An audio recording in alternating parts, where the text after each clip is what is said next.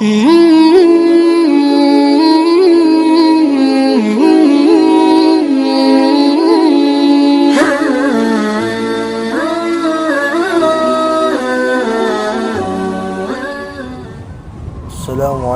warahmatullahi wabarakatuh.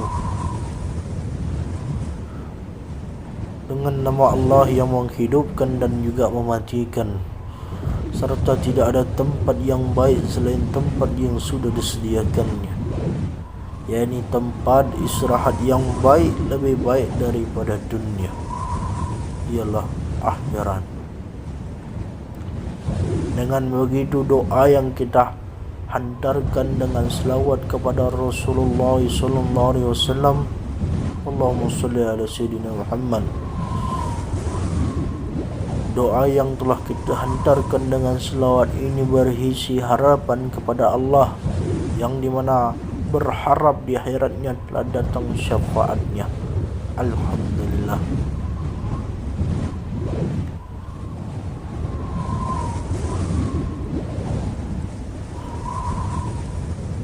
Sungguh di hari ini Allah telah memberikan suatu pelajaran yang besar dan suatu kisah yang besar yang berjudul dosa yang berantai.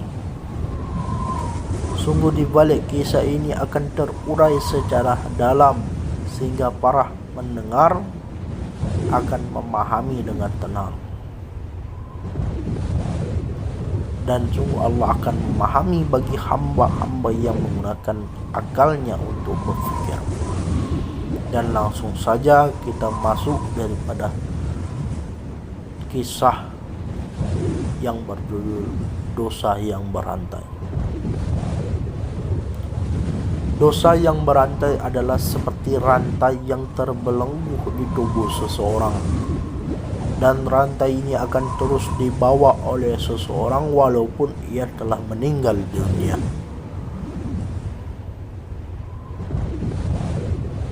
Hendaknya kita harus mengetahui apa sebab dosa yang berantai ini terbelenggu di tubuh seseorang.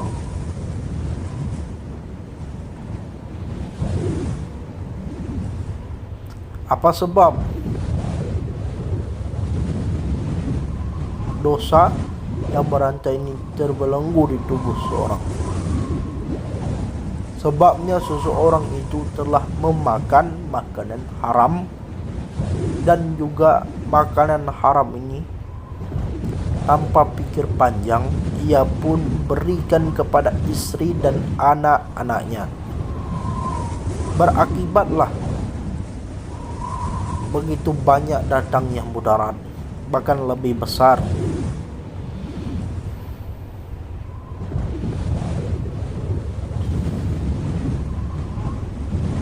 Diperingatkan kepada kita semua, apabila perut kita terisi dengan barang haram, dan apalagi hal ini menjadi kebiasaan bagi seseorang, maka sudah semestinya keharaman ini pun diberikan juga kepada istri dan anaknya, baik itu melalui makanan atau uang dan lain-lain. Yang jelas hal ini bernilai haram. Apabila hal ini terjadi, maka semua ini telah terbelenggu dengan rantai api neraka yang akan memasukkan diri seseorang, bahkan tanpa sadar kamu pun telah mengikat dengan rantai kepada istri dan anak-anakmu.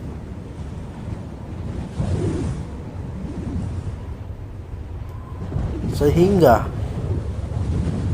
dirimu dan istri serta anak-anakmu akan masuk ke dalam api yang menyala-nyala. Inilah yang dimaksud dosa yang berantai. Dosa yang akan mengalir secara terus-menerus, walaupun seseorang itu telah mati, maka dosa ini pun akan dibawa oleh istrinya, dan apabila istrinya pun telah tinggal dunia, maka akan dibawa oleh anaknya. Kalaulah mereka tidak cepat-cepat bertobat, karena dengan sebuah tobatlah akan melepaskan dia daripada dosa yang berantai ini. Untuk itu, marilah kita dengarkan sebuah kisah yang kita petik sedikit daripada Rabi'ah Al-Adawiyah, orang sufi ternama. Semasa kecil, Rabi'ah memiliki kebiasaan yang suka termenung sambil memikirkan suatu hal yang sangat serius. Ketika usia remaja, Rabi'ah sudah memiliki pemikiran yang sangat dalam atau peduli dengan keagamaan.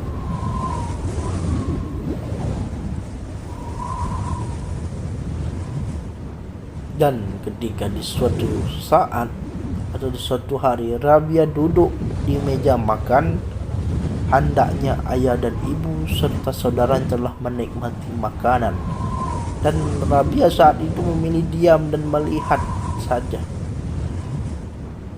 Dengan begitu ayah pun bertanya, "Kenapa tidak mau makan?" Mendengar pertanyaan dari sang ayah, maka Rabi'ah pun balik bertanya kepada sang ayah, "Wahai ayah, apakah makanan ini diperoleh dari yang halal?" Mendengar daripada pertanyaan Rabi'ah ini, sontak langsung kaget seorang ayah ini mendengarnya, sebab mengingat saat itu Rabi'ah saat itu sangat belia, tetapi sudah mempunyai pertanyaan yang seperti itu. Dan akhirnya ayahnya pun menjawab, "Ya, dari cara yang halal."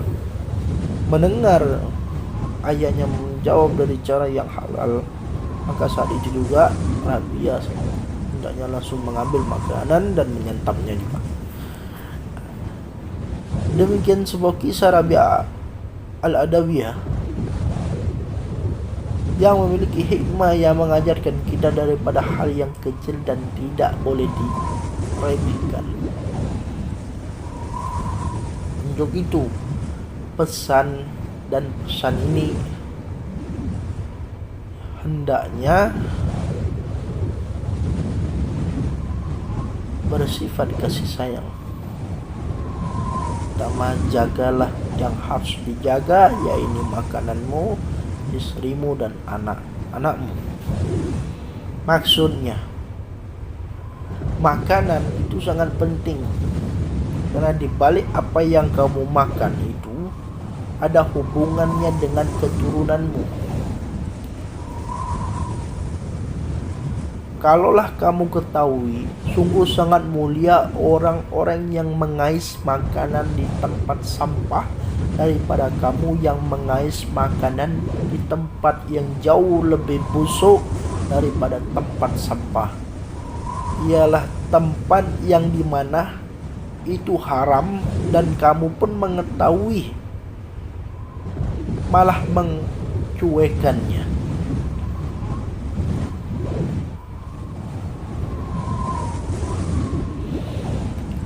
Ketika kamu mengetahui itu haram dan kamu mencuekannya, kamu pun masih mengambil hal kebutuhan kamu di situ. Hal inilah berakibat Allah murka kepada kamu, sebab kamu di posisi itu sedang diuji oleh Allah, terutama diuji bagaimana kau membawa akalmu untuk berpikir. Apabila akalmu telah buntu dan dibuntui oleh keinginan duniamu, maka terjadilah seperti ini.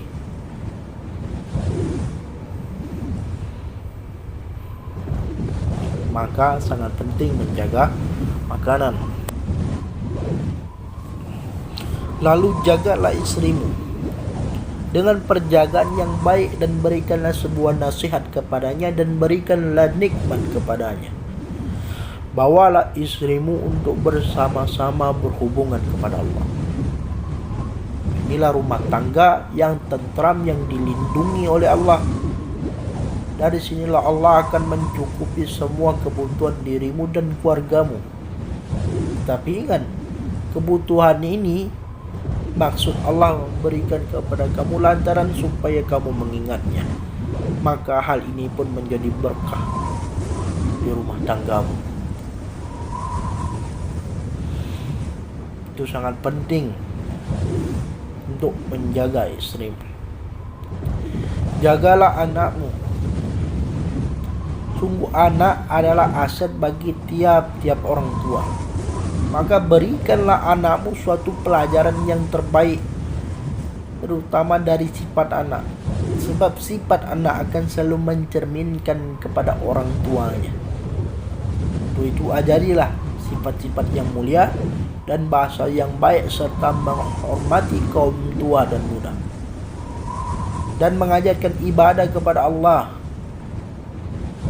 Dan apabila hal ini telah diajari sejak kecil, maka akan tertanamlah sifat ini hingga dewasa. Maka ketika dewasa ia akan mencerminkan sikap orang-orang mulia. Alhamdulillah, inilah pentingnya kita menjaga makanan kita, menjaga istri kita dan anak-anak kita. Dan kita harus terlepas daripada rantai-rantai yang mengikat diri kita, istri kita, dan anak kita, dan keturunan-keturunan kita. Dan lepaskanlah itu, jauhkanlah itu, dan selamatkanlah diri kita dan keluarga kita daripada api neraka yang menyala-nyala. Demikian, inilah suatu kisah yang berjudul dosa yang berantai. Untuk itu, semoga semua saudara-saudaraku seiman dan seakidah yang mendengarkan kisah ini dapat mengambil dan memetik hikmah. Untuk itu saya akhiri dengan selawat atas salam kepada Rasulullah SAW, karena selawatlah yang dapat menyelamatkan diri kita di kemudian hari, dan itu berkat izin dan kehendak Allah Subhanahu wa taala. Allahumma shalli ala sayyidina Muhammad ya sayyidi ya Rasulullah. Wassalamualaikum warahmatullahi wabarakatuh.